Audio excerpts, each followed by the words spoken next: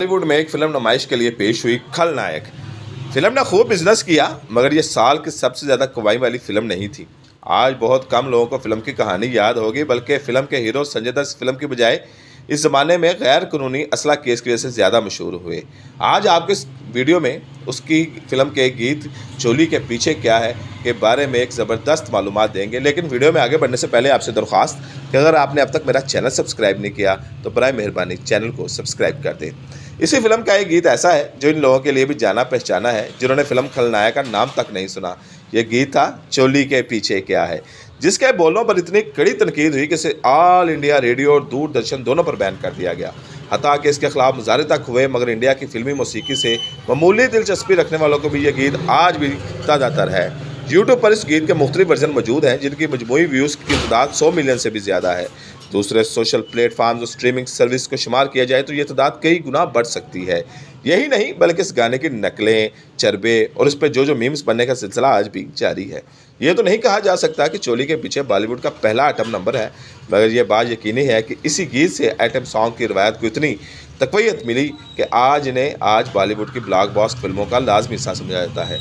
यह अंदाज़ा लगाया जा सकता है कि अगर चोली के पीछे इतना हिट ना होता तो शायद शीला की जवानी, मुन्नी बदनाम हुई जैसे गीत भी ना जन्म लेते। ये गीत इतना मकबूल क्यों हुआ? बोलों के जिनसी पहलू की वजह से, जिसे उर्दू शायरी की इस्लाह में ज़म का पहलू कहते हैं, या फिर इसके पुरजोश धुन, इस धुन पर मधुरी का रक्स लोगों के दिल मोह गया। हमारा ख्याल है ये तीनों वजूहात थी जो इस गीत के अवामी कल्चर का हिस्सा बनाने में मददगार साबित हुई। आज हम आपको इस गीत की तख्लीक और फिल्म बंदी की कहानी सुना रहे हैं।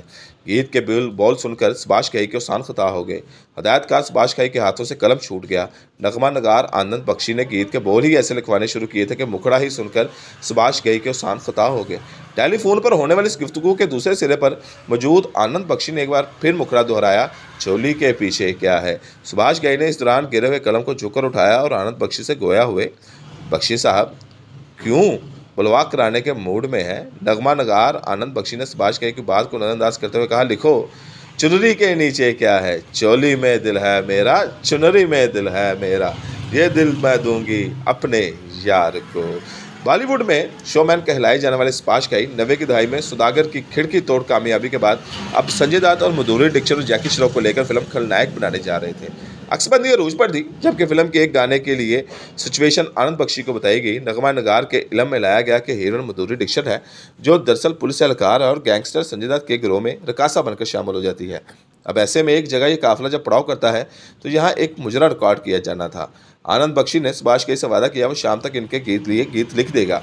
शाम के साए गहरे हुए तो सुभाष घई को याद आया कि नगमा नगार को फ़ोन करके मालूम किया जाए गाना तैयार हुआ कि नहीं। तब उन्होंने हिदायतकार को हुक्म दिया, कागज़ कलम संभाले और गीत लिखना शुरू कर दें। सुभाष घई ने जैसे ही मुखड़ा चोली के पीछे क्या है सुना तो उनके हाथ से कलम निकल कर ज़मीन पर जा गिरा। आनंद बख्शी जैसे जैसे गीत सुन रहे थे, सुभाष घई को लगा जैसे गाने को वो आमियाने या जो मैंने समझ रहे थे, तो वो तो वाकई बेहतरीन तख्लीकी काविश है। मूसीकार जोड़ी लक्ष्मीकांत प्यारेलाल को गीत सुनाया गया तो उन्होंने 1974 में नुमाइश पजीर होने वाली पाकिस्तानी फिल्म दो बदन के गीत रात दे 12 बजे के धुन पर हाथ साफ करने का पहले ही सोच लिया था। पाकिस्तान मूसीकार एम अशरफ और मलका तरन्नुम नूर जहाँ की इस गाने की धुन में मामूली तब्दीली की गई और उसे जदीद आलात मौसीकी से आरास्ता किया गया। बहरहाल गीत बनकर तैयार हुआ और जिसे जब गुलकार अला और उनकी वालदा ने सुना तो सख्त बरमी का इज़हार किया। उन्होंने यहाँ तक बेटी से कहा, इस नोयत के जो मैंने गीत गाकर अपना क्यों मेयार गिरा रही हो। इस ज़माने में फिल्म की नुमाइश से पहले इसके गाने पहले रिलीज़ हो जाते थे। चोली के पीछे पर खासी लेदे हो रही थी और कहा गया आनंद बख्शी के नगमा नगारी को क्या हो गया है। दूसरी तरफ कुछ लोगों का ख्याल था कि गीत में कोई ऐसी काबिल एतराज़ बात नहीं है, बिला वजह का वो बाल खड़ा किया गया है। सुभाष घई कहते हैं कि तनाज़ात से घिरे इस गाने की वजह से खलनायक की ऑडियो कैसेट एक हफ्ते में 1 करोड़ के करीब फरोख्त हुई। प्रेस ट्रस्ट ऑफ इंडिया के एक सादिक इंटरव्यू में सुभाष घई ने बताया कि उन्होंने चोली के पीछे क्या है तो लोक गीत के तौर पर लिया, इसे फनकाराना अंदाज में पेश करने की कोशिश की, लेकिन जब लोगों ने गाने को फौश करार दे दिया तो सुभाष घई इस पर मायूसी हुई। सुभाष घई ने यह भी इंकशाफ किया, जब फिल्म रिलीज़ हुई थी तो इस गीत के खिलाफ मुल्क में एहतजाज हो रहे थे। इस गाने की अक्सबंदी का पस मंज़र राजस्थानी माहौल था। हीरोइन मधुरी दीक्षित इस गाने में हिस्सा लेने के लिए खासी पुरजोश थी। कुशादा हवेली का सेट लगा था।